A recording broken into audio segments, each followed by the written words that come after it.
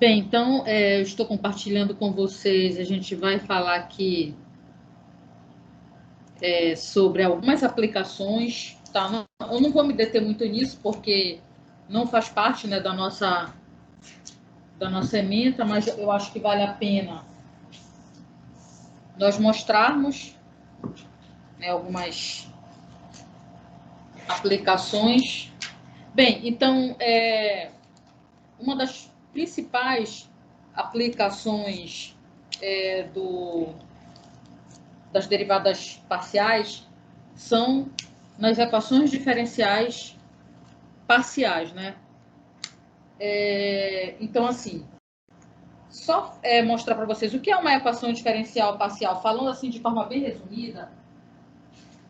Uma equação diferencial parcial é aquela que envolve derivadas parciais, né? Então, você pode ter uma derivada parcial de qualquer tipo de ordem. Isso aí, existem cursos e disciplinas específicas que estudam essa parte aí de derivadas parciais, tá? Por que a gente estuda as derivadas parciais? Porque a maioria dos fenômenos que acontecem na natureza são descritos por equações diferenciais parciais. Então, por exemplo, quem vai para a área de dinâmica dos fluidos, que estuda fluidos, os fluidos são regidos por equações diferenciais parciais, o eletromagnetismo. Se o pessoal de engenharia civil, deformação dos materiais elásticos, né? Quando a gente está fazendo projeto, a engenharia civil, a gente projeta sempre no regime elástico, né? Para que nossa estrutura não se deforme e não entre na parte do regime de deformação permanente, que vocês vão estudar isso também. Então, essa deformação também é regida por equações diferenciais parciais, aí difusão de nêutrons, calor, vibrações em meio elástico. O pessoal que vai estudar dinâmica, dinâmica das estruturas, vibrações e estruturas. Todas essas equações são regidas, envolvem derivadas parciais, são regidas por equações diferenciais parciais, modelos econômicos. Aí já entrando já na área de medicina, você pode verificar as reações químicas que ocorrem no DNA. Tudo isso são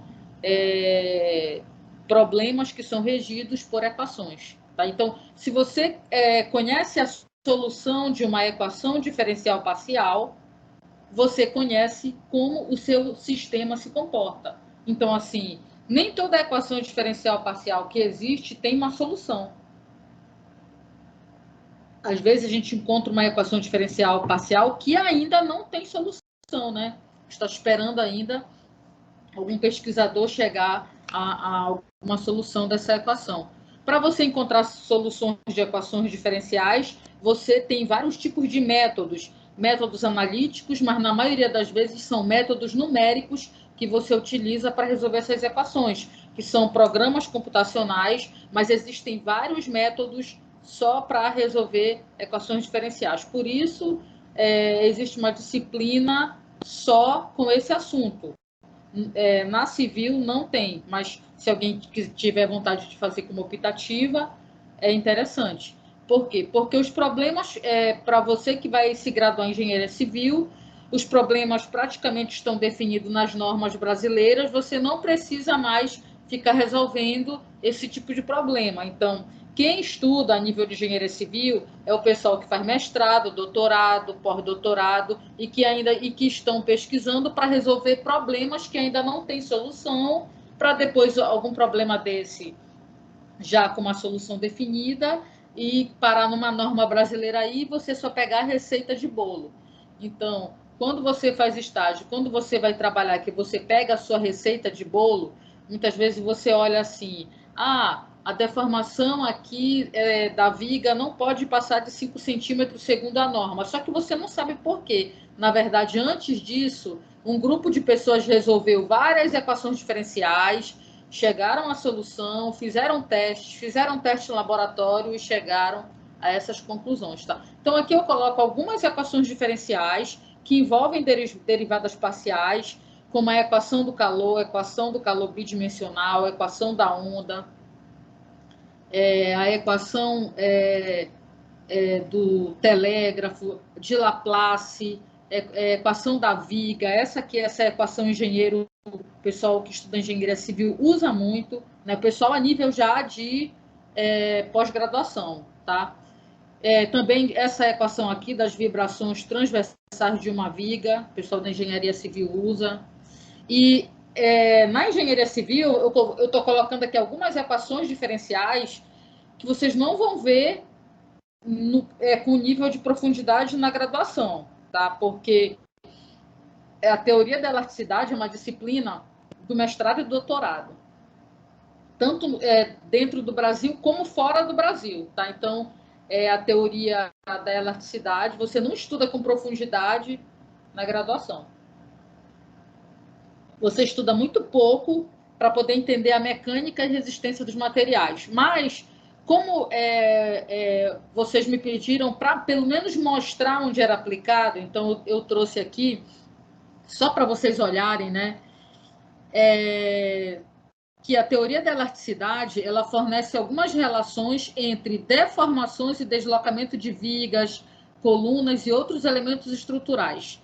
Então, tudo que já está lá na norma padronizado com as tabelinhas bonitinho, que você vai ver quando você for fazer estágio, tudo bonitinho na norma, então sai da teoria da elasticidade. Então, aqui, olha, esse épsilon aqui, xx, é uma deformação na direção xx, né? Na direção x. Pensa-se numa viga tridimensional e marca lá três eixos nela, x, y, z. Εxx seria uma deformação na direção x. Essa deformação ela envolve as derivadas parciais dos deslocamentos na direção u, v e w. Na verdade, esses deslocamentos na engenharia civil são deslocamentos mesmo nas três direções, considerando uma estrutura tridimensional. Uma estrutura qualquer, que pode ser viga, placa, casca, coluna e assim vai. Aqui, olha, aqui é uma outra deformação, epsilon xy.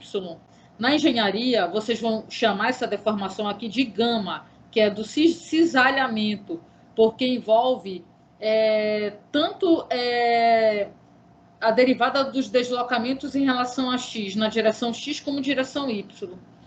Esses deslocamentos aqui, quando você deriva eles, né, em relação a uma direção, você está encontrando uma deformação, né? Que a gente chama de deformação. Ela pode ser uma rotação ou pode ser uma deformação. Tá? Uma outra aplicação que a gente vê muito é o problema das placas. Envolve o problema da placa, ele é regido. Placa, por exemplo, você bate uma laje aí. Se você chamar aí um pedreiro, aí ele vai bater uma laje para você legal, melhor do que às vezes o engenheiro que estudou teoria, né? Só que é o seguinte, ele não conhece a teoria. Se ele pegar um problema complexo de uma grande estrutura que der um problema sério, ele não vai saber porque ele não conhece teoria. E existem alguns problemas que nem graduado consegue resolver. Vou dar um exemplo para vocês.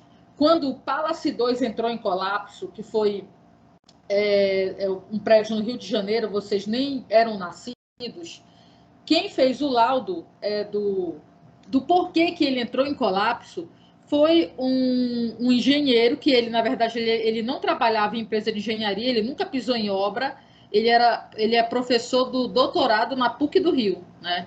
E ele foi aluno do Timoshenko, né?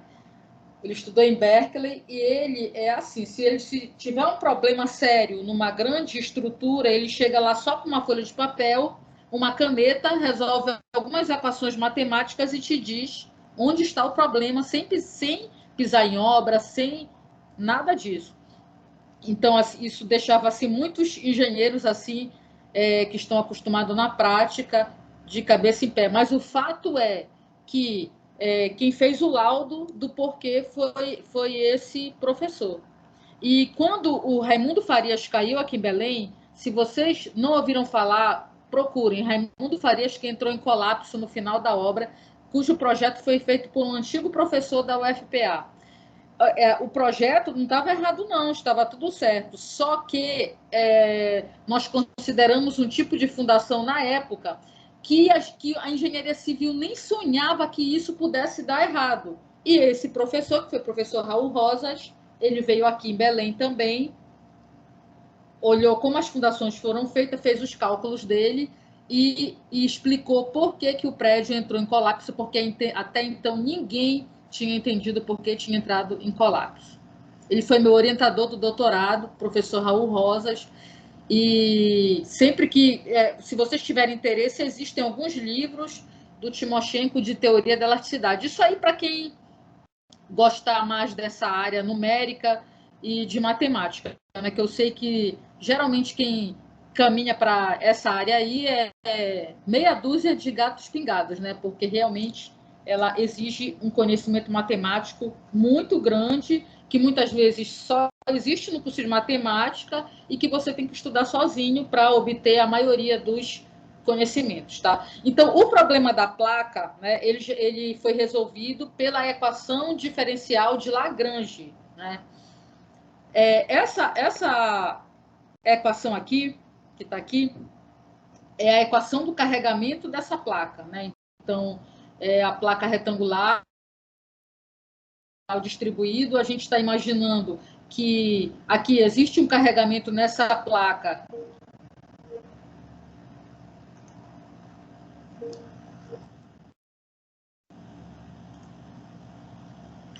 Então, a gente está imaginando aqui. Pessoal, vocês estão vendo a apresentação? Falem aí, tá? Porque eu acho que deu uma instabilidade aqui, mas voltou agora. Então, o problema da placa. Está aparecendo? Tá, né? Então, Tá. vamos lá, continuando. Tá, então, deixa eu aqui. Peraí. Olha só. Eu coloquei o link aqui para vocês, de onde eu tirei esse arquivo para mostrar para vocês, né? Na verdade, é do suporte do AutoQI, que é onde tem um programa de cálculo estrutural que vocês vão estudar. Quem fizer essa optativa na Civil, o EBERIC, ou então o pessoal que for estudar aí, fazer dimensionamento. E no site deles tem vários artigos legais aí dessa parte mais avançada, né? Como é que é feito. Na teoria clássica das lajes, a equação que é resolvida é essa aqui, pessoal. Então, quando você olha, você não resolve isso daqui. Eles resolviam, né? Naquela época, resolveram na mão. Você pode resolver isso aqui, vai demorar muito tempo para você resolver, tipo, pegar uma folha e sair resolvendo, né? Utilizando os métodos de equações diferenciais. Mas depois de todo o trabalho para resolver, utilizando qualquer tipo de método, né, que se resolve equações diferenciais parciais, você chega numa solução para a equação de Lagrange, que é isso aqui, olha. W igual a C, seno de πx sobre A, seno de πx sobre B. Aqui em cálculo 1, no máximo que eu poderia... Cálculo 1 não, cálculo 2, no máximo que eu poderia pedir para vocês era, olha, pessoal, eu estou dando aqui essa solução dessa equação diferencial, prove que essa solução satisfaz essa equação. Isso eu poderia pedir para vocês, porque isso vocês sabem fazer, tá? Que é pegar, calcular a derivada de quarta ordem parcial de W em relação a X, substituir aqui, depois calcular as cruzadas de Y depois em relação a X e substituir aqui, e também aqui a derivada quarta de W em relação a Y substituir. Essa soma tem que dar isso daqui. Tem que dar isto daqui, tá? Então, tudo isso partindo daqui. Então, no máximo isso. Agora, resolver essa equação, você só pode ter base se você estudar equações diferenciais parciais, tá? Então, dentro das aplicações, né? Então, para engenharia civil, o que interessa para a gente é saber isso aqui, olha. Esse W aqui. Quem é esse W aqui? Esse W é o campo de deslocamentos da placa. Qual é a forma que a placa se deforma? É isso que interessa para a engenharia civil. Então, essa equação de Lagrange, ela foi adaptada para resolver o problema das placas. É um problema muito complexo. Olha, por exemplo, olha, com a expressão do deslocamento, a gente pode ter os momentos. Isso aqui, pessoal, está tudo tabelado na norma brasileira de concreto. Não existe essas fórmulas gigantes lá. Por quê? Porque isso aqui tudo já foi resolvido. entendeu? Então, você tem aqui, isso aqui é momentos, com esses momentos, você consegue entrar numa outra tabela e verificar a quantidade de armadura para sua laje, tudo, vocês vão aprender tudo isso em concreto, tá? Bem, então, deixa eu só mostrar para vocês, porque só uma coisa aqui, olha, vocês estão vendo aqui essa placa, a equação dela do campo de deslocamentos é algo semelhante a uma senoide nas duas direções aqui, né? Então, olha, seno de πx sobre A e seno de πx sobre B. Eu vou sair rapidinho daqui, vou mostrar para vocês uma estrutura qualquer, como é que funciona essa questão das vibrações. Mas vocês vão estudar isso no futuro, quem fizer optativa. Só um minutinho.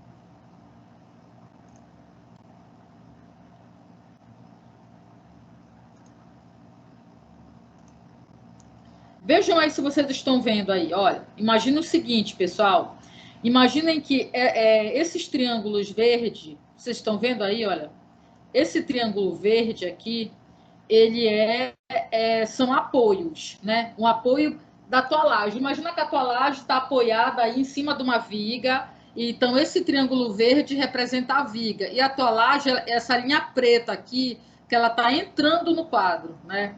Então, dependendo do carregamento, ela pode ter uma deformação ou para cima ou para baixo. E se o carregamento for dinâmico, pensa assim, terremoto, tornado, ela pode começar a realmente vibrar, né? Então aqui, olha, isso aqui é a primeira frequência, né? Então, quando na engenharia civil a gente projeta para isso aqui, eu não posso ultrapassar uma certa deformação. Porém, se eu pegar, por exemplo, e aumentando o número de e aumentando o número de frequências aí ela já vai se deformar de várias formas. Num terremoto, se você tiver curiosidade, no YouTube tem vários vídeos de como é que as estruturas entram em colapso quando estão ali submetidas a carregamento periódico. Aí ela vai começar a vibrar tanto, vai chegar um momento que ela entra em colapso. Então, a engenharia civil, a gente não projeta nesses níveis aqui de frequências ou de modos, por exemplo, aqui modo 6. A gente fica nesse aqui, no 1. A gente projeta para suportar esse aqui, mas com coeficiente de segurança, tá? Então, os valores que tem na norma já tem um coeficiente de segurança. E isso tudo vocês vão aprender, tá bom? Então, eu trouxe aqui só para vocês verem onde a gente usa tudo isso que a gente está aprendendo, tá? Então, vamos continuar lá.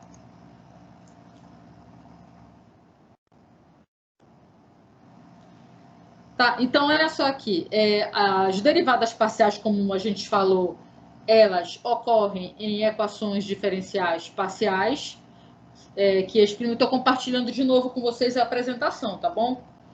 Então, que exprimem algumas leis físicas. Por exemplo, a equação diferencial parcial, essa equação aqui, d1 quadrado, d1 x quadrado, é a equação de Laplace. Bem, o pessoal que estuda com a parte de condução de calor, escoamento de fluidos, o pessoal da Petrobras estuda escoamento de fluidos, eles utilizam muito a equação de Laplace, tá? O pessoal da engenharia civil também, que trabalha nessa área aí de escoamento de fluidos, tá? Também utiliza, a nível mais avançado, a equação de Laplace. Então, o nosso objetivo aqui, pessoal, em cálculo 2, numa prova ou num trabalho, no máximo eu vou perguntar para vocês o seguinte: pessoal, verifica se essa função dessa equação diferencial parcial, no máximo é isto que eu vou pedir para vocês. Por quê?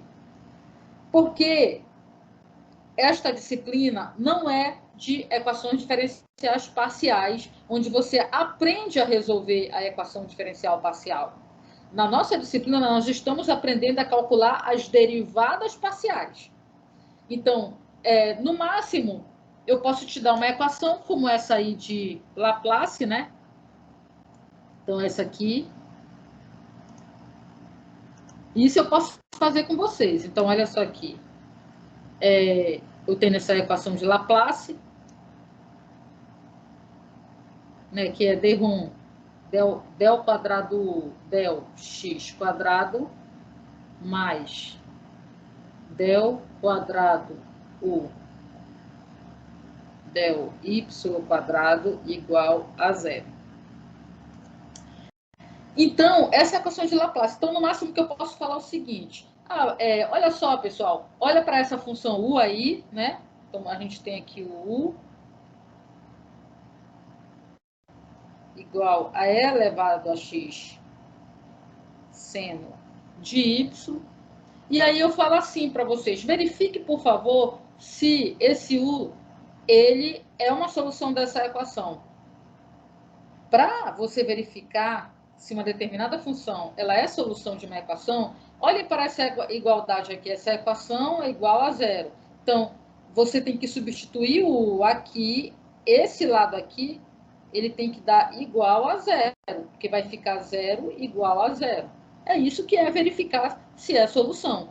Quando você resolve uma equação do primeiro grau, por exemplo, você fala assim, ó, x mais 2 igual a zero. Qual é a solução disso aqui? É menos 2, porque menos 2 mais 2 é zero. Mesma coisa na equação do segundo grau. Quando você acha as raízes da equação do segundo grau e você vai lá e substitui no x aquelas soluções que você encontrou, vai dar zero, né? Porque aquilo é uma equação, né? A equação diferencial, nem sempre ela tem zero aqui do lado direito. Ela pode ter uma função de xy, ela pode ter um valor constante. Então, por isso, existem vários métodos para se resolver, tá? Mas quando a gente pergunta se é a solução, é porque o primeiro membro tem que ser igual ao segundo membro. Então, tá. Então, o que a gente quer fazer? Vamos calcular, então, a derivada parcial de u em relação a x, tá? Porque a gente quer a segunda derivada. Então, notem o seguinte, como a gente quer em relação a x, tudo que está em relação a y, por exemplo, seno de y é uma constante. Então, notem o seguinte, eu tenho uma constante, eu repito essa constante, né? E derivo e elevado a x. Vocês sabem que a derivada de e elevado a x é quem? E elevado a x. Então, a primeira derivada deu E elevado a x seno de y. Alguma dúvida? Então, repete a constante e deriva E elevado a x. Qual é a derivada de E elevado a x? E elevado a x. Quando você vai calcular a segunda derivada, não vai ter diferença em relação a x.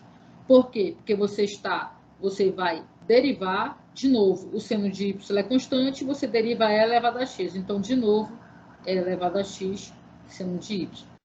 Então, notem que essa derivada aí, ela não se alterou justamente por causa do formato dessa solução aí, né? Agora, vamos analisar a derivada de u em relação a y, pessoal. Como é que vai ficar? O e elevado a x é constante, então tu repete. A derivada do seno é cosseno. Então, a derivada vai ficar e elevado a x cosseno de y. Agora, nós vamos calcular a segunda derivada, né? Mesma coisa, o e elevado a x é uma constante, a derivada do cosseno é menos seno, então e elevado a x seno de y. Agora a gente vai pegar essa expressão e somar com esta daqui, que é a nossa equação, olha. Então, olha. 1 mais 2 é igual a e elevado a x seno de y menos e elevado a x seno de y. Isso deu zero, então você pode afirmar que o de xy é solução da equação de Laplace. Ok?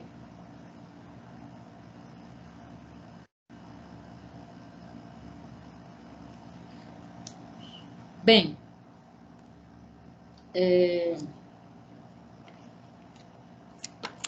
pessoal, espera só um minutinho que eu vou ver se eu peguei o arquivo certo, porque eu tenho um arquivo que eu tenho que mandar para vocês que tem os exercícios resolvidos, né?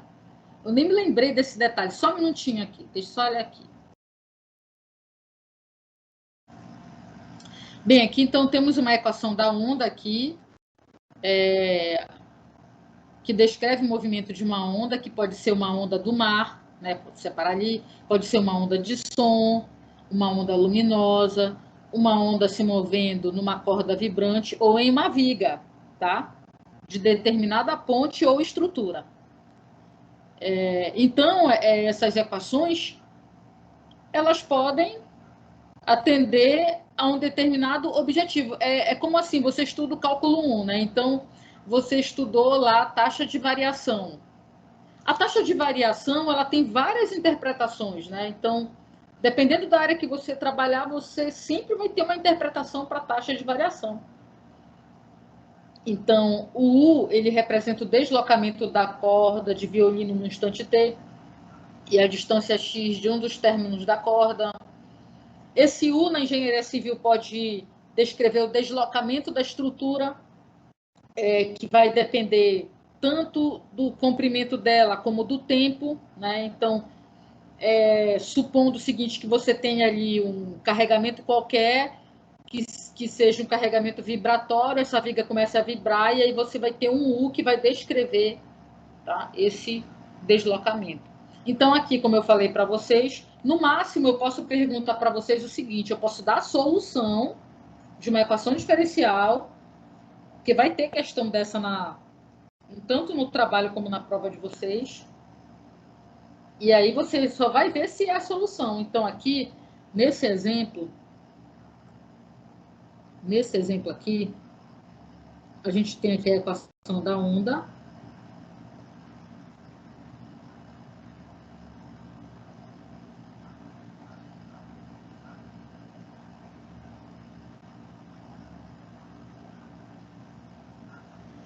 Bem, então, o que eu tenho que fazer aqui, pessoal? Eu tenho que calcular esse primeiro membro, calcular esse segundo aqui. Esse primeiro membro tem que ser igual a A ao quadrado vezes D ao quadrado U del X quadrado. É isso que eu tenho que fazer. Então, vamos fazer o seguinte. Primeiro, vamos calcular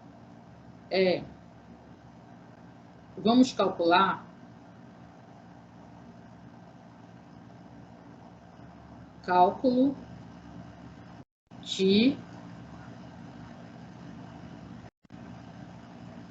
du del t. Então, olhem só, o U depende de x e de t. Então, eu vou calcular aqui.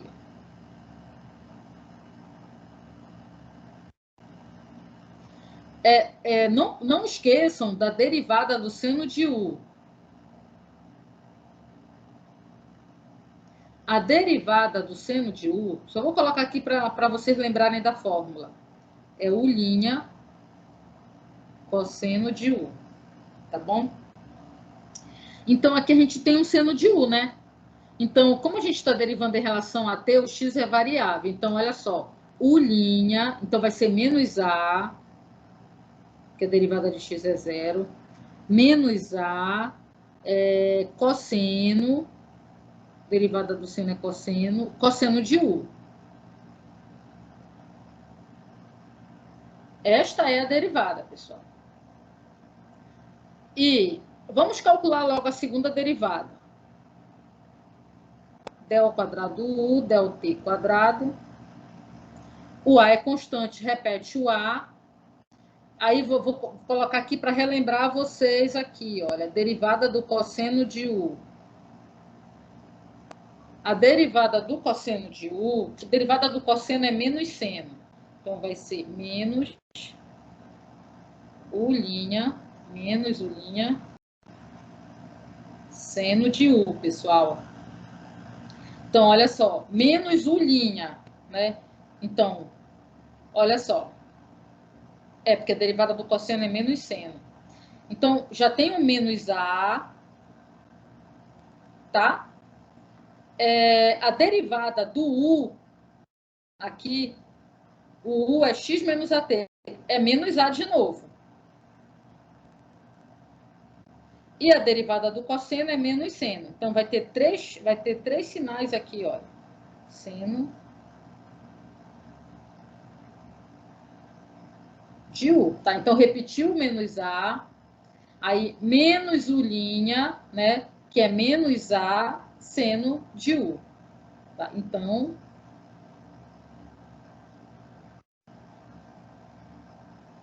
del quadrado U, del T quadrado, vai ser menos A ao quadrado seno, não é isso? De x menos AT. Ok. Esqueci alguma coisa? Não, né? A derivada do cosseno é menos seno, derivada ali é menos A, ali já tinha menos, derivada do seno é cosseno. Tá, ok. Agora, vamos calcular a derivada em relação a x, pessoal. Então, olha, o meu U de xt é igual a seno de x é menos AT, não é isso? Só relembrar aqui. X menos AT. Então, agora, vamos fazer o seguinte. Cálculo de del U, del x. Vai ser assim. Del U, del x. Agora, em relação a x, né? Então, tudo que tem t é constante. Só que aqui está um seno de U, né? Então, olha só aqui. Seno de U. A derivada é U' cosseno de U. Então, a derivada do U em relação a x vai ser 1. Então, cosseno de U. Ok, pessoal? Se vocês tiverem alguma dúvida, falem. Agora, a segunda derivada. Não esqueçam, quem é a derivada do cosseno de U? É menos U' seno de U, né? Só que é aquela coisa, né? O coeficiente do x é 1 e a gente está derivando em relação a x. Então, a derivada de x é 1. Derivada do cosseno é menos seno. Aí, repete o U. Ok? Essa é a segunda derivada. O que a gente quer provar? A gente quer provar que del quadrado U, del T ao quadrado é igual a ao quadrado del quadrado U del x ao quadrado. Então, vamos lá para trás ver quanto deu del quadrado U del T quadrado. Deu menos A ao quadrado, deu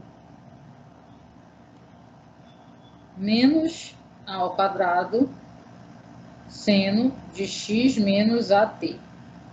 Aí você vai para o segundo membro, repete o A ao quadrado que já estava na equação e coloca o valor da segunda derivada, que deu menos seno, vou colocar o menos aqui na frente, seno de x menos AT. Nota que os dois membros são iguais, ou seja, o de xt é solução da equação da onda.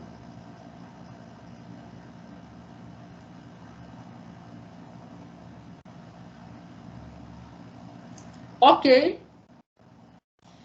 Bem, então aí a gente termina essa parte.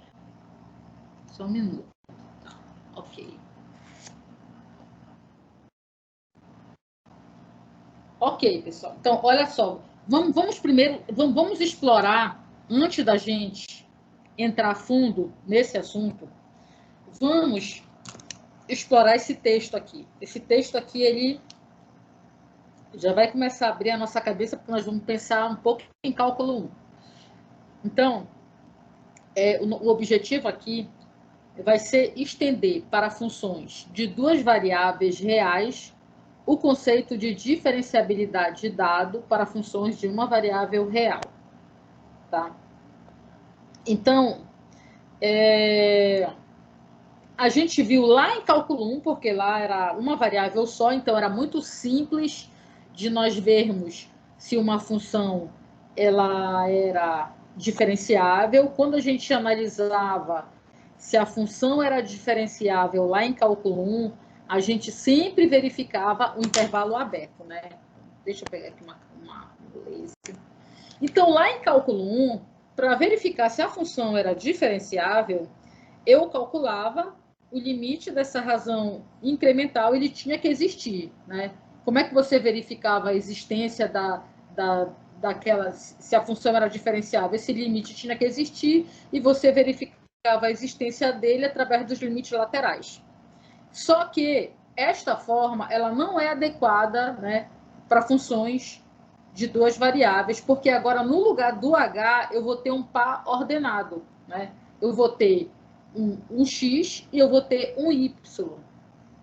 E aí, essa razão incremental, da forma que ela está, né, não fica uma boa generalização para duas variáveis.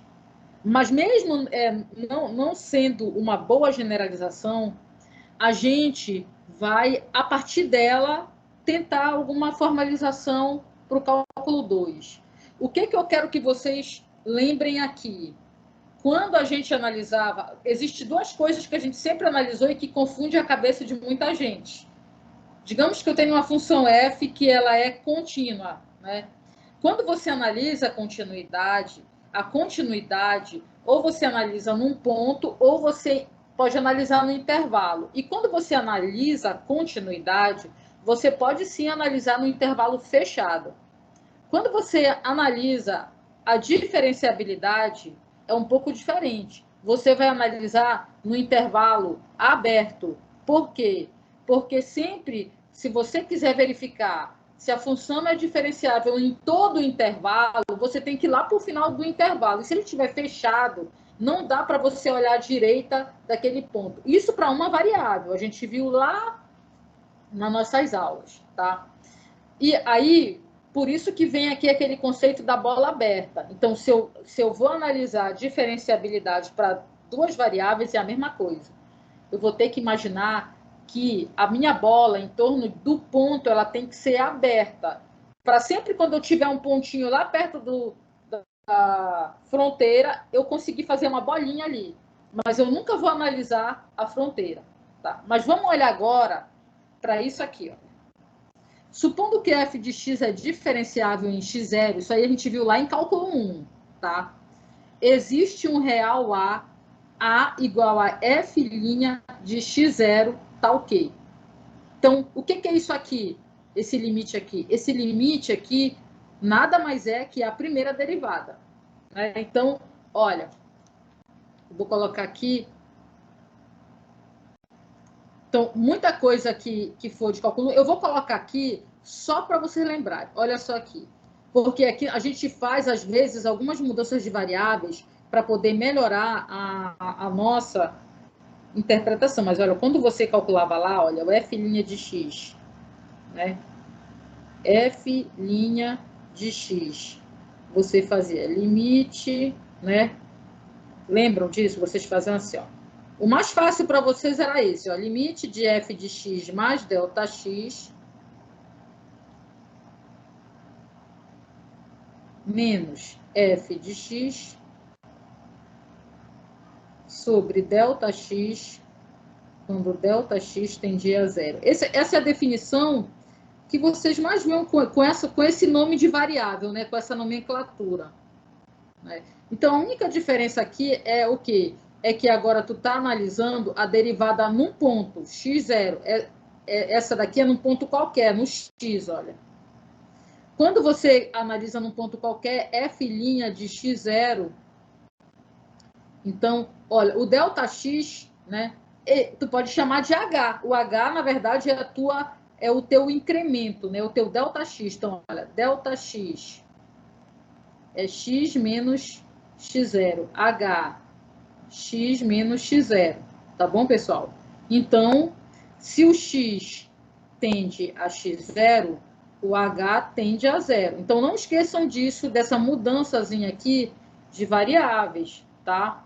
Então, aqui, olha, vai ficar limite, como tá aqui, olha, h tende a 0, h tende a 0, de f de x0 mais h menos f de x0 sobre h. Tá? Então, você pode ter escrito dessa forma. Esse A aqui, esse A que está mostrado aqui, nada mais é que a primeira derivada de f em relação a x no ponto x0. Tá? Então, olhem, lembrem desta fórmula, porque a partir dela nós vamos estender para duas variáveis. Tá? Então, olha só aqui. Eu posso pegar... Deixa eu pegar uma caneta diferente aqui. Eu posso fazer o seguinte. Olhem só, a gente acabou de mostrar, né, que isso aqui é a derivada de f em relação a x. Né? Pensando em uma variável. Depois eu vou generalizar. Tá? Então, eu posso pegar esse a e trazer ele aqui para o primeiro membro. Tá? Se eu trouxer esse a para o primeiro membro, notem que eu posso colocar ele dentro do limite. Né? Não posso colocar dentro do limite? Posso. Para eu colocar ele dentro do limite, basta que eu multiplique por h e coloque aqui dentro da fração, olha. Né? Então, eu trago tudo para dentro do limite. Eu posso fazer isso.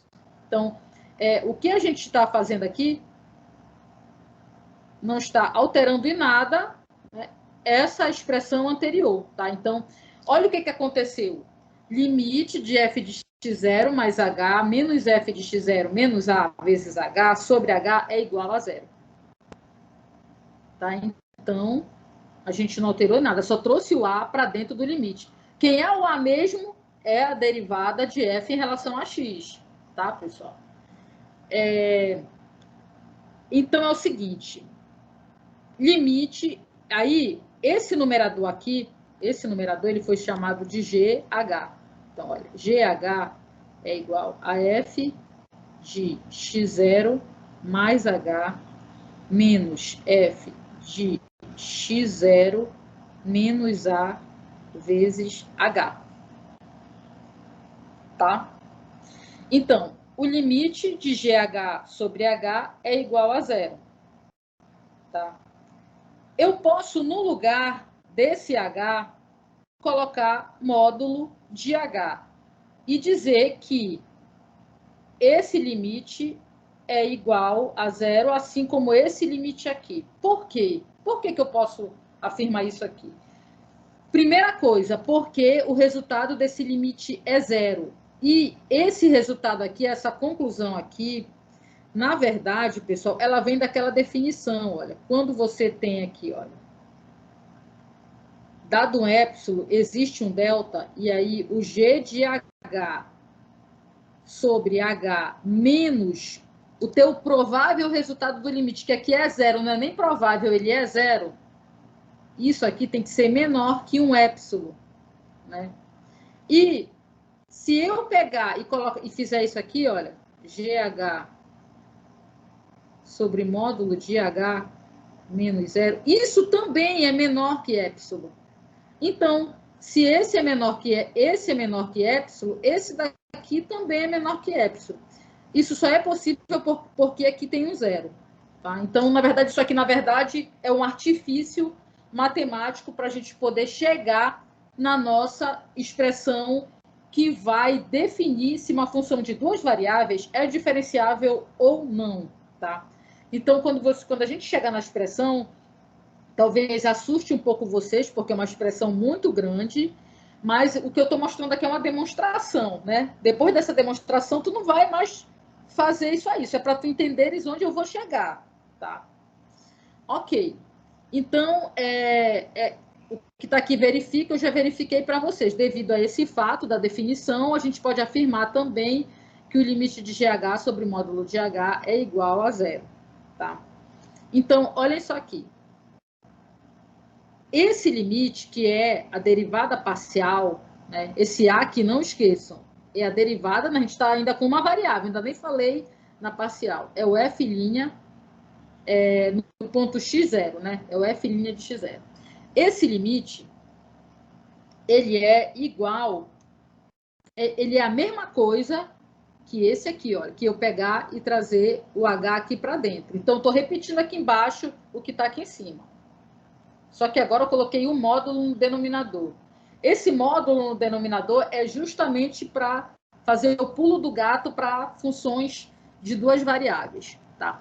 Antes de ir para o próximo slide, eu queria falar aqui algo para vocês, olha. Quando você tem aqui, olha, você tem uma função f de x, y, f de x, y, tá?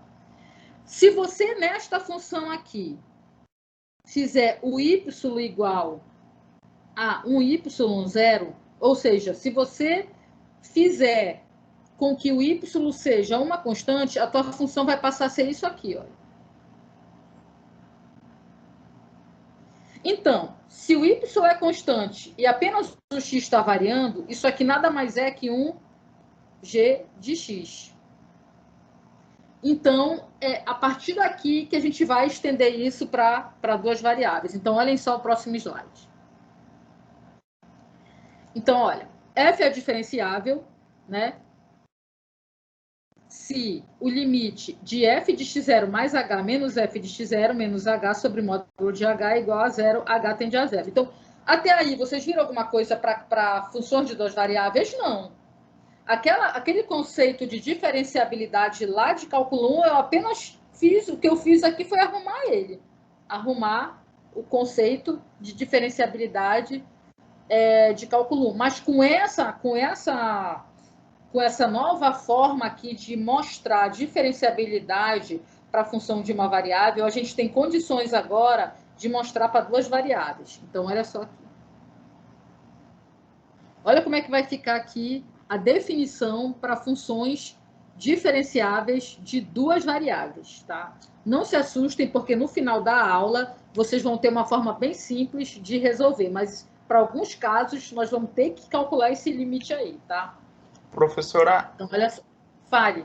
Em avaliação a senhora não pede definição, não?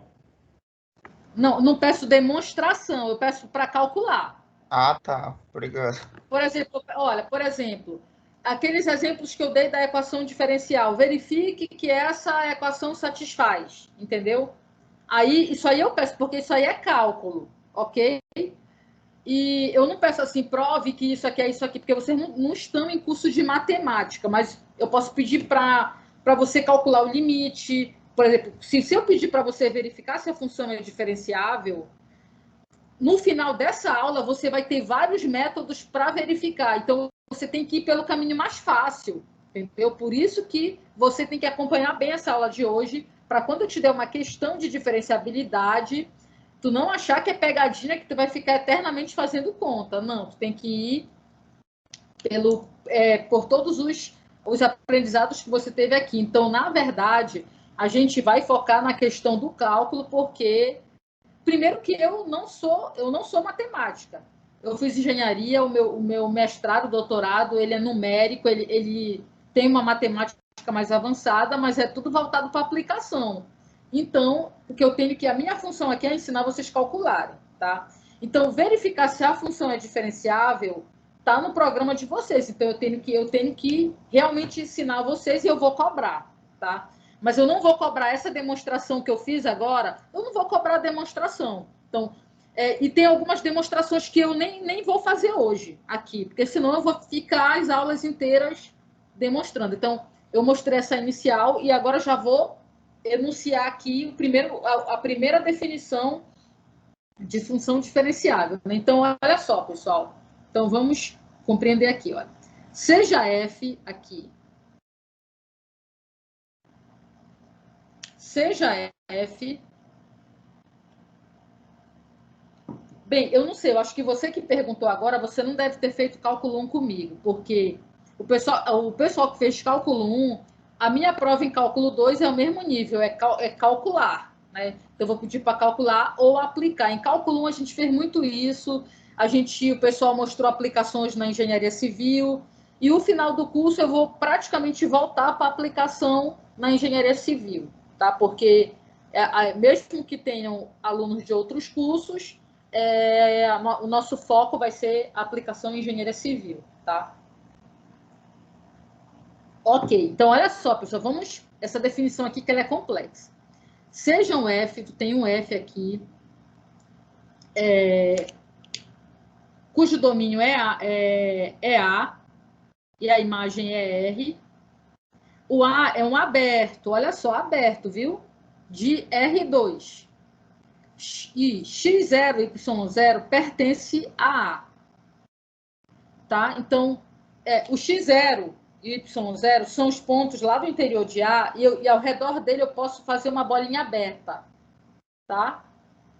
Dizemos que F é diferenciável nesse ponto se e somente se existirem reais A e B tais que o limite de HK, quando o H e o K tendem a 0, 0, é igual a F de X0 mais H, Y0 mais K, menos F de X0, Y0, menos A vezes H, menos BK sobre a norma de HK igual a 0. Eu vou mostrar a expressão anterior aqui. Olha a expressão anterior para uma variável que a gente estudou lá em cálculo 1. O que foi feito para duas variáveis? No lugar dessa norma de H aqui, foi colocada a norma de HK, para representar as duas direções, x e y. Aqui no lugar de H tende a 0, foi colocado H tende a 0 e K tende a 0. No lugar de F de X0 mais H, foi colocado F de X0 mais H e Y0 mais K. Tá? O H representa o delta X na direção X, né? Aquela razão lá incremental, e o K vai representar na direção Y.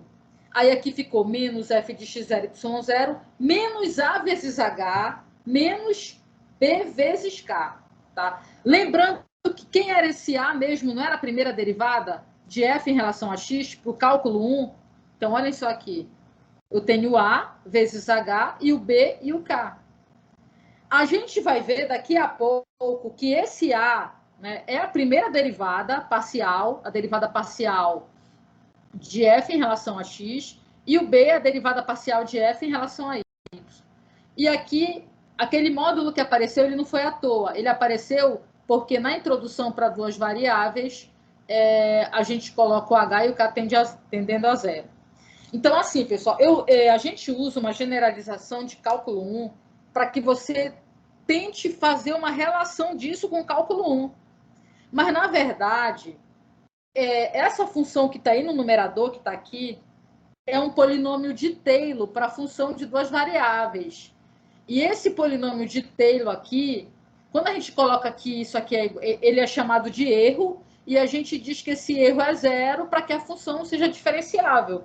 Como vocês não estudaram isso a fundo, porque não está no programa de vocês, acho que o projeto Newton ensina um pouco no final, mas não está no nosso programa ensinar polinômio de Taylor para duas variáveis, mas isso daqui entendeu? Como eu não vou falar disso aqui, eu quero fazer uma relação disso com o cálculo 1, que está aqui. Tá? Então, é isso que eu fiz. Então, a primeira definição é essa. Lembrando que esse Azinho aqui, olha, lá de trás, está aqui, olha, é a primeira derivada. É a derivada de F em relação a X. Tá? Então, aqui, eu vou colocar uma anotação aqui, já para vocês saberem, porque eu vou salvar esse arquivo aqui.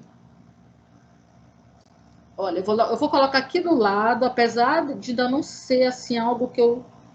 Só para você já saber, ó. Vai ser D1 F, D1 X, e o B, D1 F, D1 Y, no ponto X0, Y0. Se você calcular esse limite, ele der zero, essa função é diferenciável, tá? Lá em cálculo 1, eu lembro que vocês ficavam, às vezes, confusos com isso, tá? E aí, pessoal, o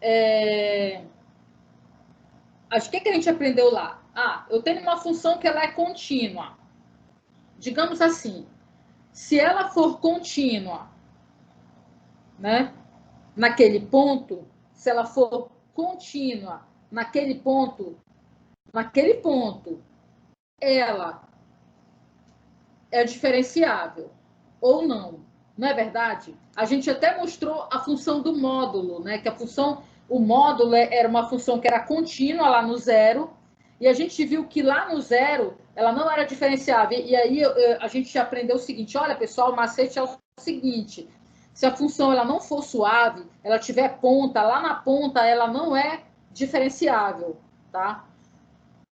Bem, então assim, e o que a gente aprendeu lá? Que se a função fosse diferenciável, digamos assim, no intervalo, ela é diferenciável no intervalo todo, então ela é contínua no intervalo fechado. A gente aprendeu isso. Mas você pode ter uma função que ela é diferenciável só em alguns pontos do intervalo, né? Então a gente pode ter isso, tá? Então, olha só esse próximo teorema. Se f for diferenciável, então ela será contínua no ponto x0, y0, se ela for diferenciável. Depois, eu fiz uma anotação aqui, porque deixa eu ver aqui no meu caderno, porque eu anotei que depois eu vou copiar para vocês no final, que é um macetezinho para tu poder olhar, porque senão você vai ficar... Deixa eu ver se eu anotei. Tá, depois eu coloco para vocês. Então, esse é o primeiro teorema. Se ela for diferenciável, ela será contínua. A demonstração disso não é difícil, é simples, tá? Se você quiser ver a demonstração, ela está bem feita assim. Eu não sei se no Stewart tem, mas naqueles livros que eu deixei para vocês, o PDF, nos outros que tem lá, tem a demonstração desses casos, tá? Então, vamos continuar aqui. Olha só aqui. Teorema 2. Se F, né, o A, não esqueçam que é o domínio, contido no R2, e a imagem R, que A aberto, e seja esse ponto pertencente a A, se F for diferenciável nesse ponto, então F admitirá derivadas parciais nesse ponto. Então, isso é a segunda afirmação. Então, olha só, a gente fez uma afirmação que, se ela for diferenciável, ela é contínua, e que, se ela for diferenciável, ela admite derivadas parciais neste ponto. Tá? Vamos continuar, então. Corolário. O que quer dizer isso? Quer dizer que é um resumo de algo, de algo que você acabou de definir. Né? Então, vamos lá. Seja f de xy definida no aberto, contido no R2, e seja um ponto x0 e y0 pertencente a A. O que a gente tem? Então, olha só, pessoal, essa tabela aqui é tudo. F é diferenciável no ponto, tá? Se e somente se F admite derivadas parciais em x0 e y0, e o limite de EHK. Esse EHK é aquele numerador lá que eu falei para vocês que era o erro, né? Que é um polinômio de Taylor aqui para funções de duas variáveis, né? Então, olha só aqui. Lembra que eu falei para vocês que o A era a derivada parcial de f em relação a x e o B era a derivada parcial de f em relação a y? Então, isso aqui, com essas condições, você verifica se a função é diferenciável. Mas isso não é uma condição suficiente, tá? Então, isso aqui é uma condição, tá? Ainda vamos ver mais condições. Olha só aqui essa função. A gente viu lá, né, quando eu mostrei lá em geometria analítica para vocês, essa função aqui, alguém lembra o nome dessa superfície? Ela está desenhada aqui, né? Eu nem precisava perguntar o nome, né? Mas essa superfície aí é o cone, né? Então, olha só aqui, no cone, o cone ele tem uma ponta lá na origem, olha. Então, o cone ele não é diferenciável ali. Deixa eu colocar uma caneta aqui.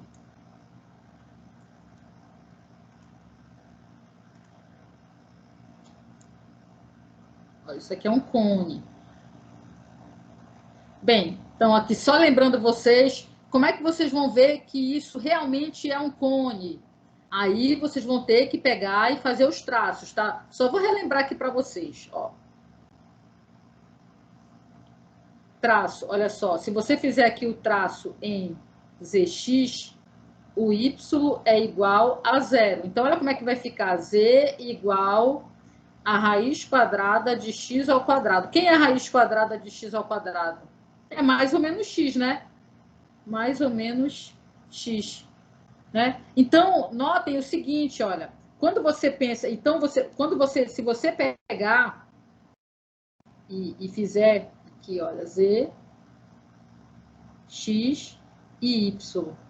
Como deu mais e menos x, são duas retas, né? Olha, imagina o x saindo da parede, aí tu tens esta reta e tu tens essa outra reta aqui, né? Essas duas retas, imaginem que elas estão aqui na sua direção, aqui você nem, na verdade você nem enxergaria elas, né? É o plano, elas estão no plano zx. Aí quando você faz o traço em z e y, o x é zero, né? O x é igual a zero. Né? E aí, quando o x é igual a zero, o teu z é igual a mais ou menos y. Olha só, deu de novo retas. Aí essa reta já está de frente para você. Aí eu vou colocar ela aqui, ó. Aí tu tens essas retas e tu tem uma outra aqui, né? Então, tu vais ter a reta, duas retas, z igual a y, z igual a menos y, z igual a x, z igual a menos x. E aí, quando tu fazes o traço em x, y, tu vais ter... Vou colocar aqui z constante, z igual a k. Olha o que tu vais ter. Tu vais ter k igual a raiz quadrada de x quadrado mais y ao quadrado. Ou seja, x quadrado mais y ao quadrado é igual a k ao quadrado. O que é isso aqui? São circunferências no plano xy. Quando tu tá aqui na origem, ó, x é 0, y é 0, k é 0. Só que substituir aqui, olha. Quando x é 0 e o y é 0, o k é 0, que é a origem. Aí, quando tu vais aumentando o valor de x e y, tu vai ter várias circunferências. Então, tu vai formar o teu cone. Teu cone aqui, ó. Quando a gente... O cone, na verdade, a equação do cone é essa aqui, olha, pessoal. F de x e y. Peraí, não, pera, deixa eu... Olha, a equação do cone é essa aqui, olha. Z ao quadrado igual a x quadrado mais y ao quadrado. Quando a equação está escrita dessa forma aqui, o desenho do cone é esse aqui que eu fiz, olha. Né? Só que como a forma que está aqui nesse exemplo, só está raiz quadrada. Quando só está raiz quadrada, não tem o sinal aqui na frente, então você só vai representar a parte de cima do cone. Ok? Se aqui na frente tivesse menos, tu ias representar a parte de baixo do cone. Isso aí é só para relembrar vocês, tá? Então, pessoal, essa equação é do cone. Vocês não podem confundir a equação do cone com paraboloide. Olha, olha, vou colocar aqui para vocês, olha, um paraboloide semelhante aqui. Z igual a x quadrado mais y ao quadrado. Isso aqui é um paraboloide. Nota que não tem quadrado no Z. Estão vendo aqui, olha? Aí, se eu colocar essa outra aqui para você, ó, x quadrado mais y ao quadrado igual a 5. O que é isso aqui? Isso aqui é um cilindro. O Z é qualquer. Se eu estiver falando de superfície, tá? Então, isso aqui é um cilindro, ó. Então, ó, olhem só, um cilindro circular. Então, olhem só, o paraboloide, o Z não está ao quadrado. No cone, o Z está ao quadrado. No cilindro, o Z não depende de x e y. Esse é o macete que eu dou para vocês dessas três superfícies. No paraboloide, o Z não está ao quadrado, mas o x e o y estão. No cone, o Z está ao quadrado e o x e o y também. E no cilindro, o Z não depende do x e do y. No cilindro, o Z ele é qualquer, você que define. Por exemplo, eu posso dizer que ele é maior ou igual a 0 e menor ou igual a 9. Posso dizer que ele vai de menos 1000 até 1000 e assim vai. Então, no cilindro, o Z não depende de x e de y. Tá? Então, esse tipo de função aqui, nesse ponto aqui, as derivadas parciais não existem. Você pode depois fazer aí esse exercício aí e resolver. Mas notem que se você olhar no gráfico, na hora que você fizer o gráfico, tiver uma ponta lá, um bico, a curva não é suave, ela não é diferenciável naquele ponto do bico ali. Então, isso já é uma conclusão. Então, por exemplo, eu posso te dar numa questão vários gráficos e te perguntar, olhando esses gráficos, né, porque a prova de vocês, vocês vão ter o tempo da aula, ela vai ser semelhante àquelas provas que eu aplicava de programação, que era no Google Forms, que você vai lá e marca. Então, eu posso te colocar vários gráficos, olhando para os gráficos. A função é diferenciável no ponto, e tu vai olhar, a curva é suave, ela tem ponta, não é diferenciável, tá? Então, é algo prático, assim, dessa forma. Olha só o módulo de x. Notem que lá em cálculo 1, a gente fez o gráfico do módulo de x no plano, né? Porque a gente estava trabalhando no plano, né? No plano XY. Mas aqui, a questão da função módulo de x, se eu for desenhar essa função, olha só como é que ela é. Módulo de x. Então, ela só varia ao longo de x. O y pode ser qualquer, né? Então, o desenho dela aqui, olha só aqui, notem, o y pode ser qualquer valor, né? Então, você desenha isso, pessoal, através dos traços mesmo. É a mesma coisa, é traço, olha. Aqui, deixa eu colocar aqui comigo. Qualquer superfície que você vá desenhar, pense sempre naquilo que eu ensinei para vocês, nos traços. Olha, essa daqui, pensa assim, olha. Traço em... Vou fazer só um aqui para vocês. Z, Y. X é igual a 0. Bem, olha, então, se o traço em ZY, olha o que deu no traço em ZY. Deu isso porque eu coloquei x igual a 0. Eu vou colocar x igual a uma constante, senão não tem visualização. Aí ficou z igual a módulo dessa constante. Então, notem o seguinte, que no plano ZY, que é esse que está aqui de lado, olha, o y está bem aqui, ó. Notem que você pode colocar aqui qualquer valor para x que não vai ter alteração aqui, não vai ter inclinação nenhuma. Aí, quando você vai para o traço em zx, eu vou colocar traço em zx. Se eu colocar y igual a 0, olha como é que vai ficar se eu colocar y igual a 0. F. Vai ficar f de xy, vai continuar sendo o módulo de x. Aí vai ser z igual a x, né? Se x maior que 0. Z igual a 0, se x igual a 0. E z igual a menos x, se x menor que 0. Olha, se eu fizer esse desenho aqui, olha. Eu vou colocar zx aqui, olha. Zx. Aí, uma reta é essa. E a outra reta é esta. Não é verdade? É essa aqui. E aí, imagine o seguinte, que o teu y está saindo do quadro, que é esse desenho aqui, ó. E aí, então, o teu y ele pode ser qualquer. Ele pode ser qualquer valor que o plano vai sempre ter essa inclinação. Então, esse traço aqui é a inclinação do plano, que vai de menos infinito a mais infinito no eixo y. Tá? Então, ele está entrando no quadro e está saindo de menos infinito a infinito. Então, é como se você tivesse uma calha em forma de com uma ponta ali, ela não é arredondada, ela vai de menos infinito a mais infinito.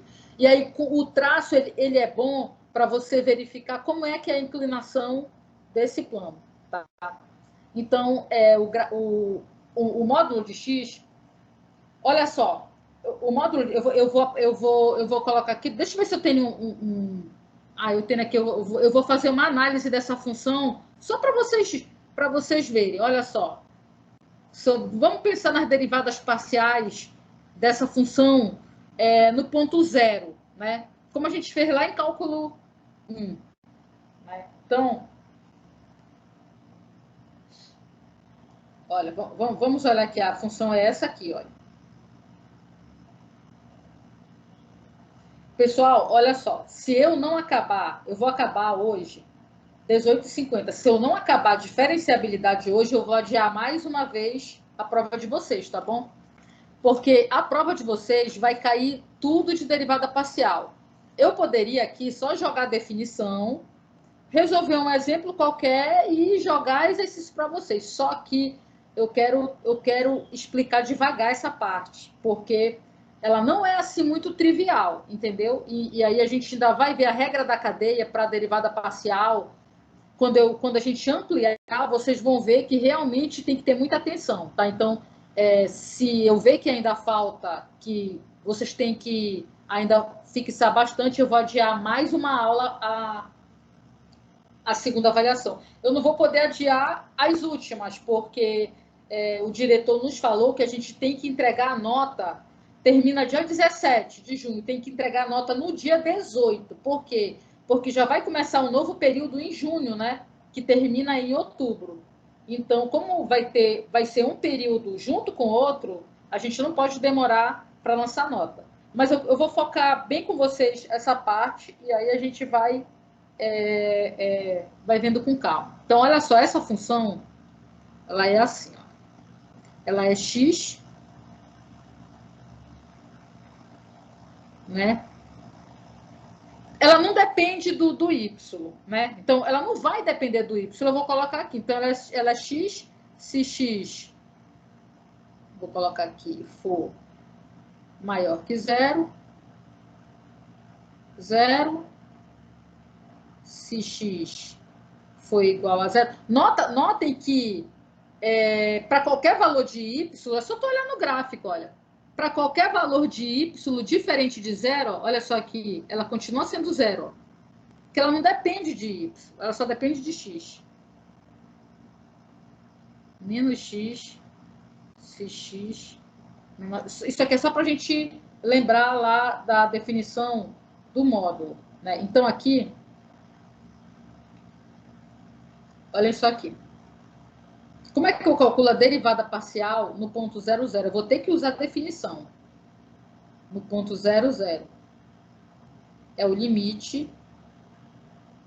Então, a nossa taxa de variação vai variar só no x. Eu vou colocar aqui do lado de novo, para quem não lembra. Olha só. Derivada de f em relação a x num ponto x0, y0 é igual ao limite de f de x menos x0, y0 menos f de x0, y0, tudo quando o x tende a 0, porque eu estou calculando a taxa de variação no x sobre x menos x0. É igual ao cálculo 1, igualzinho, mas o que muda é que agora a gente tem duas variáveis e eu vou manter o y constante, porque eu estou calculando o limite da taxa de variação só na direção x, tá? Então, aqui, só para lembrar, deixa eu ver se eu consigo desenhar aqui. Olha, só para lembrar, se eu tiver um x aqui e um y aqui, e aqui o z, e eu quero saber a derivada parcial de f em relação a x no ponto x0, y0. Então, o que eu faço? Eu vou fixar o y0. Né? Então, é como se você levantasse aqui um plano. Né? Quem é esse plano? É y igual a y0. Tá? Então, quando você... Aí, eu quero calcular a derivada neste ponto aqui. Nesse ponto aqui. Que ele está bem aqui. O equivalente dele está aqui. Então, eu tenho aqui uma curva. Está passando por aqui, por esse ponto. Então, essa curva aqui, né? É uma curva onde o y é igual ao y0, ou seja, é um f de x, y0. F de x, y0. Ou seja, quando o y é 0, eu tenho essa curva aqui. Aí, no momento que eu calculo a derivada, bem aqui, eu vou ter esta reta tangente aqui. Deixa eu desenhar ela aqui. Reta tangente, que não está saindo direitinho. Então, essa reta que está tangenciando aqui o gráfico, olha, aqui nesse ponto, quem é esse ponto mesmo? Esse ponto é o ponto P0, né? Que é o x0, y0, e tem a altura dele, que eu vou colocar aqui, z0. Mas é no plano x0, y0. Então, quem vai ser essa reta tangente aqui? Vai ser a derivada de f em relação a x no ponto x0 e y0. Como é que ela é calculada? Ela é calculada fixando o y. Então, você vai fixar o y, é como se você levantasse um plano ali, tivesse uma curva passando ali, aí naquele ponto tu traça a tangente e a derivada parcial de f em relação a x. Isso é relembrando a aula passada. E o derrom f, derrom y, em x0, y0, vai ser o limite y tende a y0. Aí, olha só, pessoal, já muda. Agora, quem está constante é o x0. Aí, aqui vai ficar y menos y0, menos f de x0, y0, sobre y menos y0. Como é que você vai pensar nesse aqui, quando você olha para o gráfico? Vamos pensar aqui. Aí eu já penso um pouco diferente. Olha, agora, é como se eu fixasse o x0. Vou levantar aqui o plano, ó. Fixei o x0, está aqui o ponto. Aí, nesse ponto, vai passar uma curva aqui, ó. Vou chamar de C2. Essa curva aqui, ela é uma função que o x está constante, ele vale x0, e o y está variando.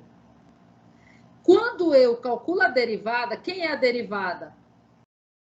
É o coeficiente angular dessa reta vermelho aqui que está passando. Então, olha, tu tem uma reta preta passando lá no plano ZX, cortando lá a curva C1 lá, né, essa C1 aqui, e tu tem agora a vermelha, cortando a outra. Então, tem duas retas tangentes que se cruzam ali, né? Então, nesse ponto aqui,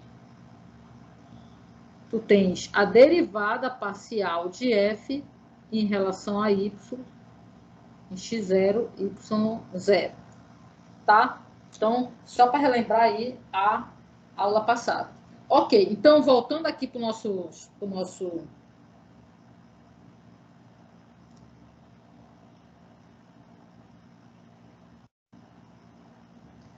Então, aqui, pessoal, olha só, como é que vai ficar esse limite? Então, x tende a 0.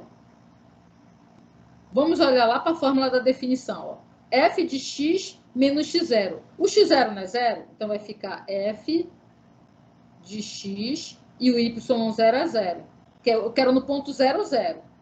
Menos f de 0, 0 sobre x. Não é isso? Então,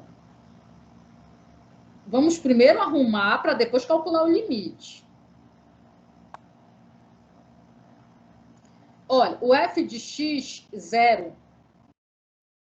Ó, você vai substituir x aqui na função, porque a função não vale módulo de x, ela não depende do y, que é 0, tá? Então, a função é módulo de x. Aí, tu coloca aqui, ó, módulo de x.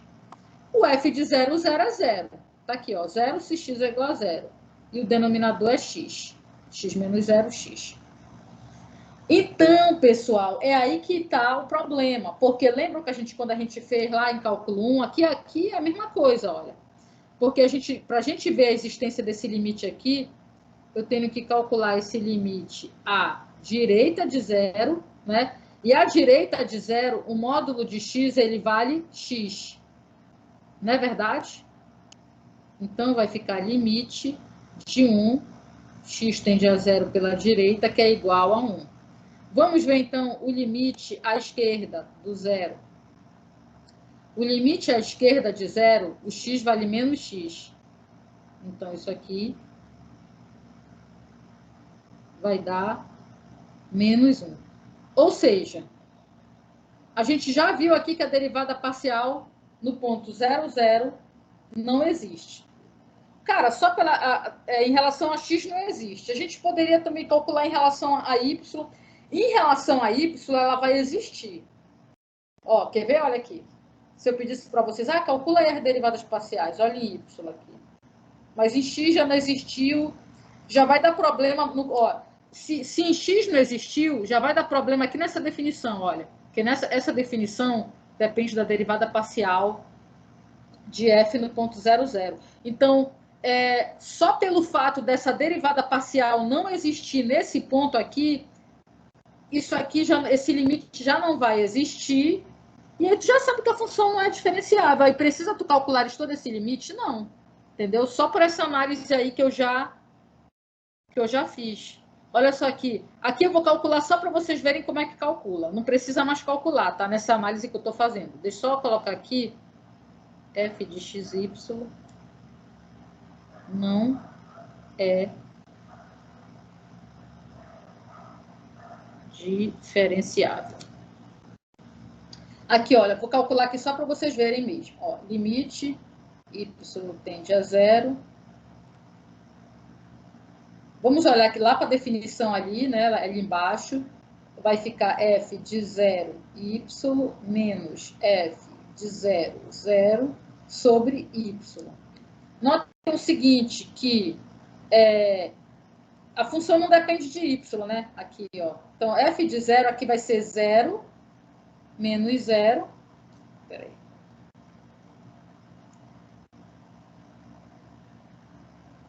Zero menos 0 sobre y.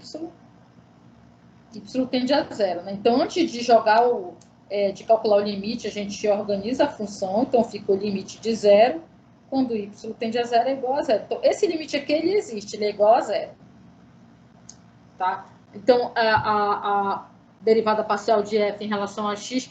E na direção de y existe justamente por isso. A função ela nem depende de y, né? Ela não depende de y, tá? Então, vamos lá, continuando.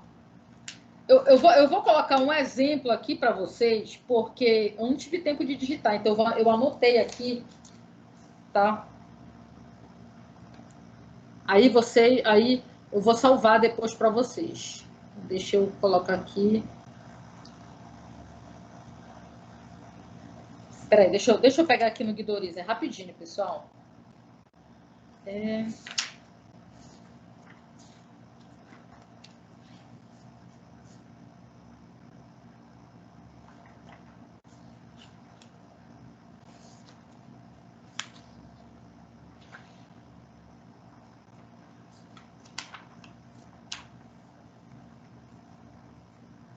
Tá, então vamos lá. Então, aqui verifique que a função dada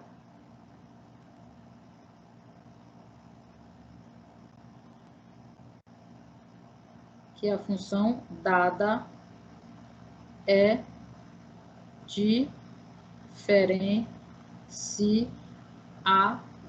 Então, a função que eu vou colocar para vocês é esta daqui. F de xy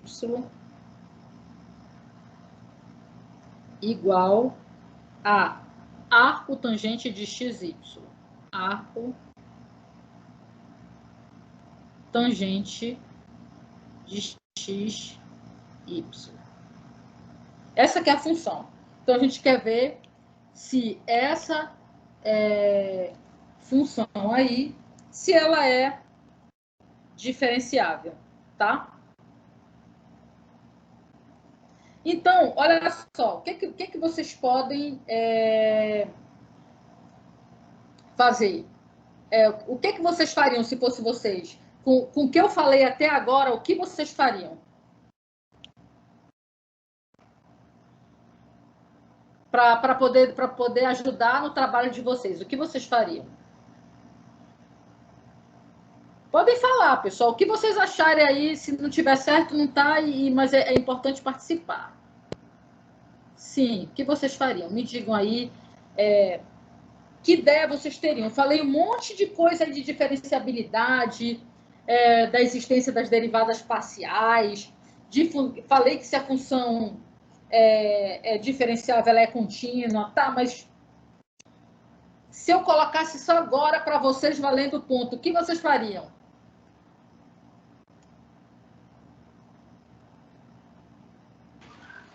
Domínio, calcular o domínio. Tá, e depois do domínio, o que você faria para verificar se ela é diferenciável? Verificar se ela é contínua. Ó, e aí você, deixa eu te falar aqui. Nem sempre, quando a função é contínua, ela é diferenciável. Lembra que a gente viu isso em cálculo 1 e eu acabei de falar isso para vocês? Se você olhar essa função módulo que eu acabei de mostrar, ela é contínua.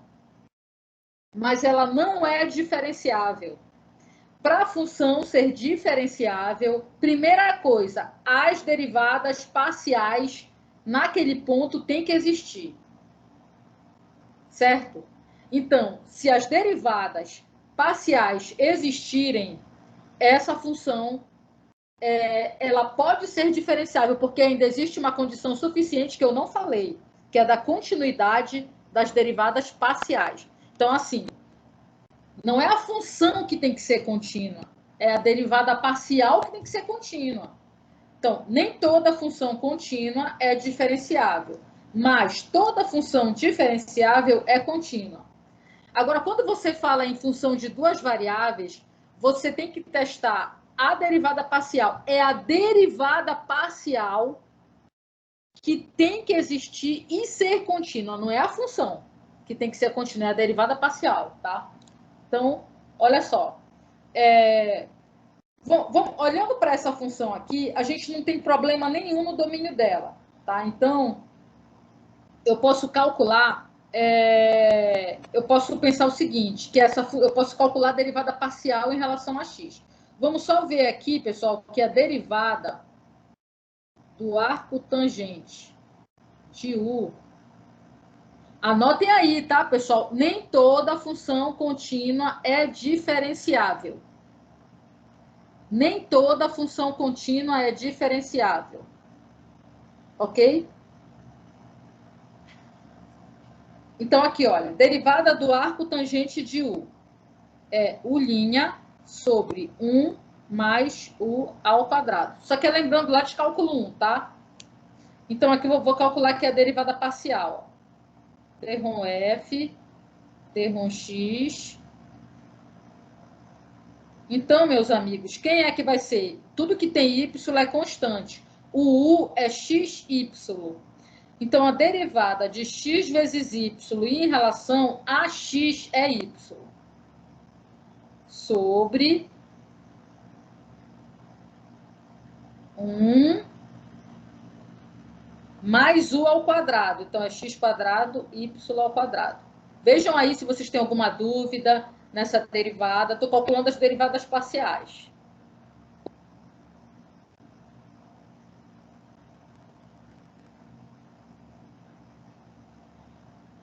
Olha, em relação a y agora, o x é constante, né? Não é verdade? Então, qual é a derivada agora em relação a y? Vai ser x em cima e embaixo 1 mais u ao quadrado. Ok.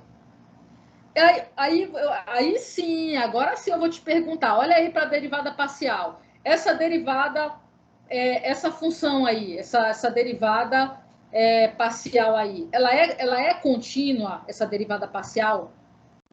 Tem algum ponto que ela não é contínua? Não estou falando da função, estou falando da derivada, tá bom? Denominador tem que ser diferente de 0, de 1, quer dizer, menos 1, sei lá. Mas qualquer valor que tenha, existe algum valor que vai dar menos 1 aí no denominador, que vai dar 0? Existe algum valor? Não no real. Não, eu tô aqui no domínio dos reais. Existe algum valor? Não. Não existe. Então, essa função ela é contínua em todos os pontos, pessoal. Em todos os pontos, tá? Então, essa função ela é a função de classe C1, tá bom? Então, olha só, f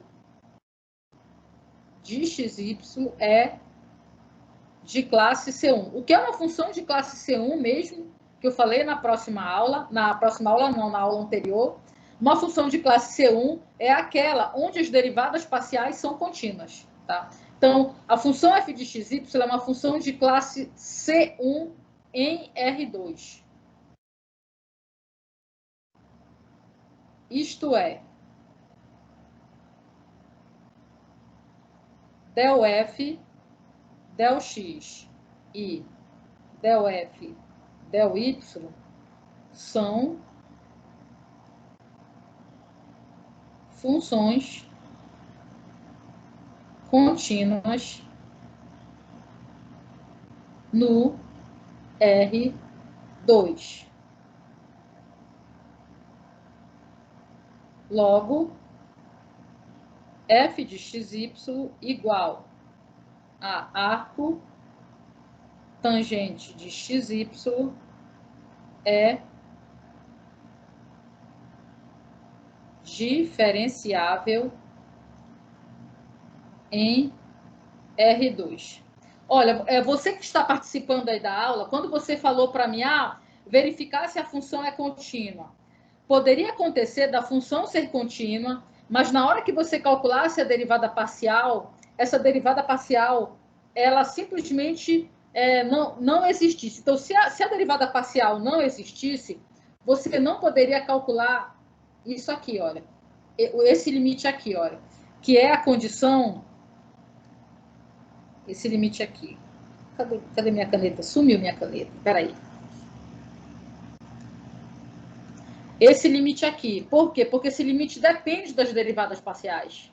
Então, essa é uma condição suficiente para diferenciabilidade. Essas derivadas parciais, elas têm que existir. Então, pode acontecer da função ser contínua e não admitir derivadas parciais no ponto, como aconteceu com o módulo de x. Então, o módulo de x é um exemplo clássico de uma função que é contínua, porém, ela não é diferenciável, porque ela não admite uma das derivadas parciais. Ficou claro isso aí, pessoal? Então, notem que a diferenciabilidade aqui, ela tem a ver com essa continuidade das derivadas parciais, tá? Vou continuar aqui, tá? Professora? Fale. Aquele teorema lá das derivadas parciais mistas, ele prova o quê mesmo? Aquele que é igual, tipo, na ordem... Não, aquilo ali, aquele teorema, na verdade, ele só fala o seguinte, não tem nada a ver com diferenciabilidade. Aquele teorema é o seguinte, que se a função for de classe C2, o que é uma função de classe C2? É uma função onde as suas primeiras derivadas e segundas derivadas são contínuas. Se isso for verdade, as derivadas mistas são iguais. É isso que fala aquele teorema, tá bom? É só isso. Eu achei que tinha Se a alguma função for de aplicação. classe C2, se ela não for de classe C2, não dá para afirmar que as derivadas mistas são iguais, tá bom? Primeiro, vamos ler isso aqui para a gente continuar nos exemplos. Condição suficiente para diferenciabilidade, tá? Então, olha só, sejam F, A, contido no R2, eu estou repetindo aqui de novo para vocês. Domínio, imagem, o A aberto. Se as derivadas parciais derrom F, derrom X e derrom F, derrom Y existirem em A e forem contínuas no ponto x0, y0, então F será diferenciável neste ponto. Cara, basta isso agora. Só que olha só, não vão confundir, pelo amor de Deus. Eu não estou falando se F for contínua. Eu falei se as derivadas parciais existirem e se elas forem contínuas. Certo? Então, eu não estou falando... Então, para você verificar uma condição que é suficiente mesmo, é essa. Só que, às vezes, é difícil provar a continuidade de derivada parcial, porque, olha, só para a gente lembrar aqui, às vezes é mais fácil calcular aquele limitão gigante lá do que verificar se uma derivada parcial é contínua. Porque, olha só aqui. No caso do arco tangente que eu mostrei, foi fácil. Porque a gente olhou as derivadas parciais e, de cara, a gente já viu que elas eram contínuas. Então, olha só aqui. Peraí, deixa eu tentar ver onde eu vou escrever.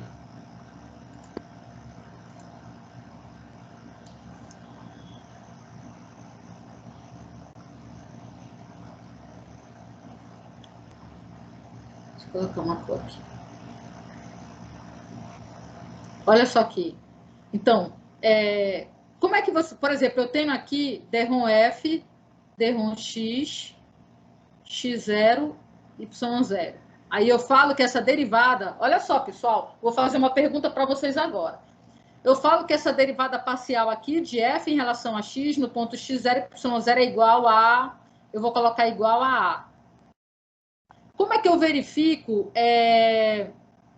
Eu já vi que ela existe, a derivada, ela deu A. Né? Então, eu tenho uma função aqui, um Z igual a um F de XY.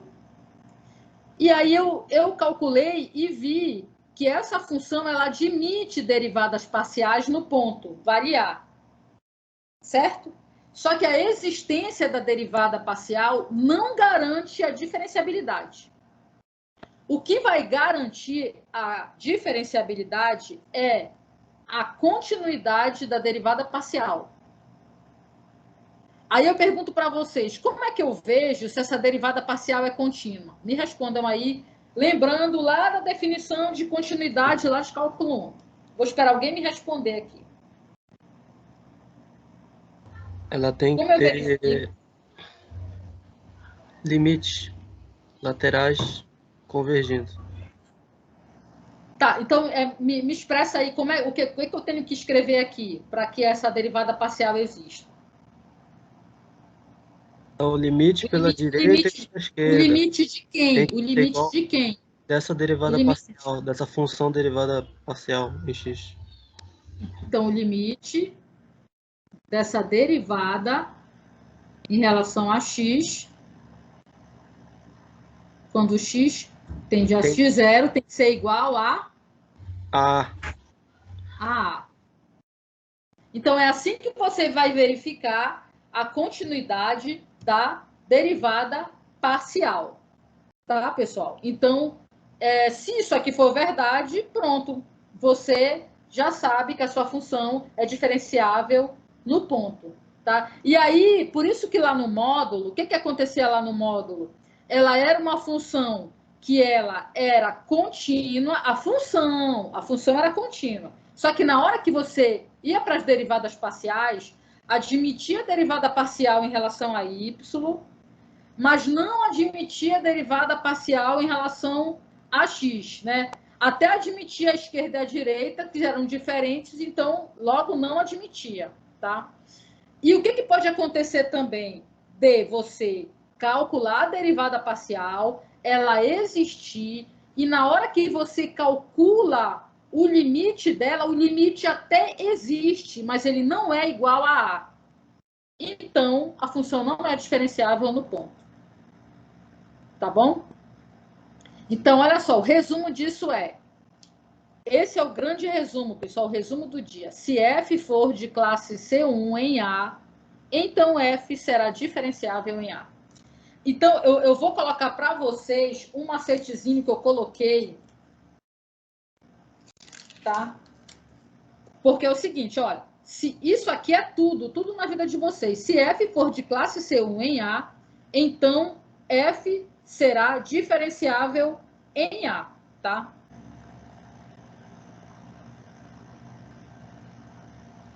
Olha só, pessoal. Então, mais em cima, então vamos pensar que isso aqui é o resumo para a vida de vocês.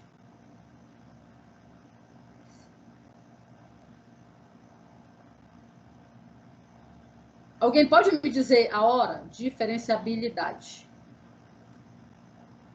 Olha, diferenciabilidade. Então, vou colocar aqui para vocês, olha. 18h52. Tá. Olha, F é de classe C1 em A. Vamos imaginar aqui que o A está contido no R2 e ele é AB, tá? Então, se o F for de classe C1 em A, tu já pode afirmar de cara que F é diferenciável. Se o F é diferenciável, tu já podes afirmar que o F é uma função contínua em A. Coloca aqui, em A. Mas se a função for contínua, tu não pode de cara sair afirmando que ela é diferenciável. E nem tampouco tu pode ter uma função que seja diferenciável em A e afirmar que ela é de classe C1. Tu só pode afirmar de cima para baixo. Aqui. Mas daqui de baixo para cima não. Tá? Então, esse aqui, coloca um coração nisso aqui. Certo? Que isso aqui vai definir a tua vida na questão da diferenciabilidade. Tá?